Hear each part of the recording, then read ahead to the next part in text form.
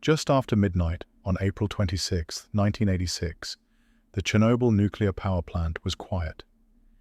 Inside reactor number 4, engineers were preparing to complete what should have been a routine safety test, the kind that had been performed before without incident. The plant had been operating for years. The control room was calm. The night shift was experienced. Nothing about the moment suggested catastrophe was seconds away.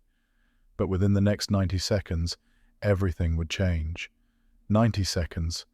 That was all it took for human error, flawed reactor design, and suppressed safety warnings to collide, creating the worst nuclear disaster in history. And by the time anyone realized what was happening, it was already too late.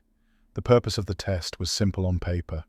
Engineers wanted to know whether the plant's steam turbines could continue producing power during a shutdown long enough for emergency generators to start.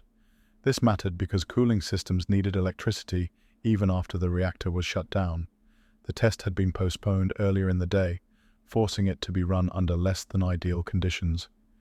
As the hours passed, operators gradually reduced the reactor's power level, but they reduced it too far. By the time the test resumed, Reactor 4 was operating at a dangerously low power level, far below what the RBMK reactor was designed to handle safely.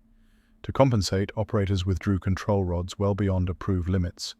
Several automated safety systems were disabled to prevent interference with the test.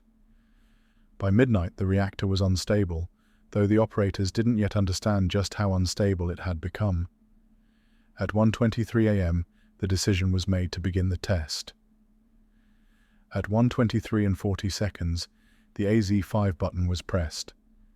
This button was designed to shut down the reactor instantly by inserting control rods into the core, stopping the nuclear reaction. Instead, it triggered the disaster. The RBMK reactor had a fatal design flaw, one that had been known but never fully addressed. The control rods were tipped with graphite.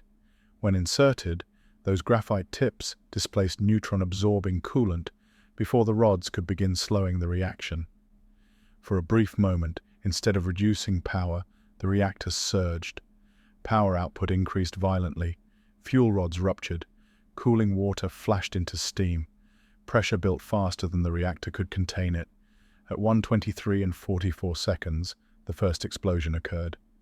A massive steam blast tore through Reactor 4, lifting the 2,000-ton concrete lid off the core. Seconds later, a second explosion ignited the exposed graphite moderator. The reactor was now open to the atmosphere. There was no containment dome, no safety barrier, no way to stop what came next. A column of radioactive debris shot into the night sky. Graphite blocks, fuel fragments, and radioactive dust rained down across the facility. The core was burning, and it would continue burning for days. Inside the plant, alarms sounded. Fire brigades were dispatched immediately. The first responders were not nuclear specialists. They were ordinary firefighters from Pripyat and nearby towns. They were told there had been an explosion. They were not told the reactor had been destroyed. They were not told radiation levels were lethal. They arrived wearing helmets, jackets, boots, standard fire gear, no radiation suits, no protective breathing equipment, no dosimeters capable of measuring what awaited them. Leading the first team was Lieutenant Volodymyr Pravik. He and his crew arrived to find flames on the roof and debris scattered across the grounds.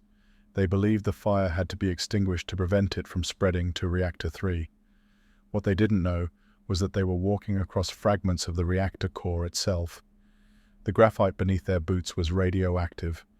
The air carried a metallic taste. Some felt a tingling sensation on their skin. Others became dizzy within minutes. But they continued forward. Radiation levels on the reactor roof were later measured at over 20,000 roentgens per hour. A lethal dose for a human is approximately 400 to 500 roentgens.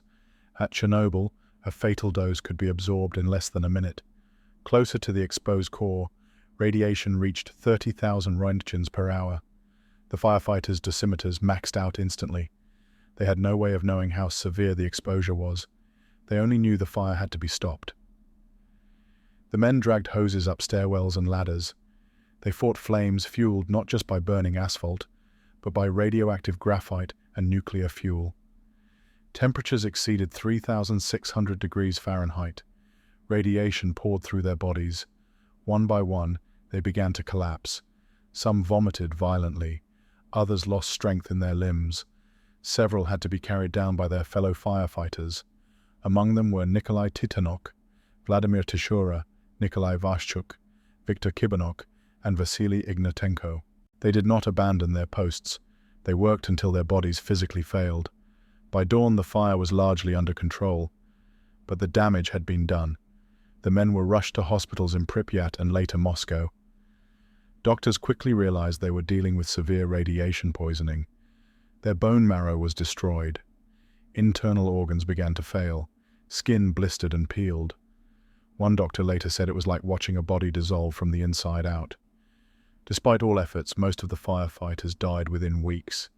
They were buried in lead-lined coffins, sealed with concrete to prevent contamination.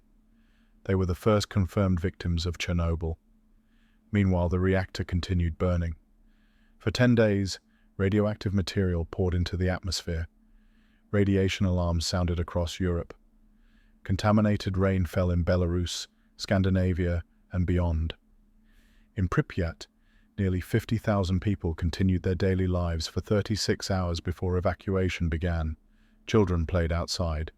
Families gathered on balconies to watch the glow in the distance. They had no idea they were being exposed. When evacuation finally came, residents were told they would return in a few days. They never did. To contain the disaster, Soviet authorities ordered the construction of a massive concrete sarcophagus around Reactor 4. Hundreds of thousands of workers were mobilized. They became known as the liquidators.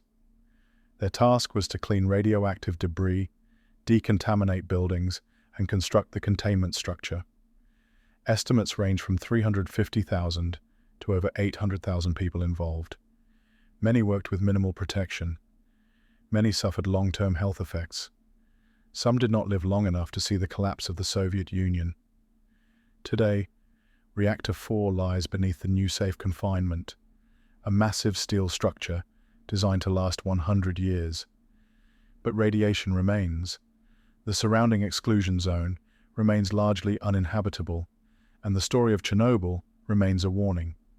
Not just about nuclear power, but about secrecy, about human error, and about what happens when systems fail and people are sent in without being told the truth. Chernobyl did not unfold over weeks. It did not even unfold over minutes. It happened in 90 seconds. 90 seconds between control and catastrophe. 90 seconds between routine and ruin. 90 seconds that changed the course of history.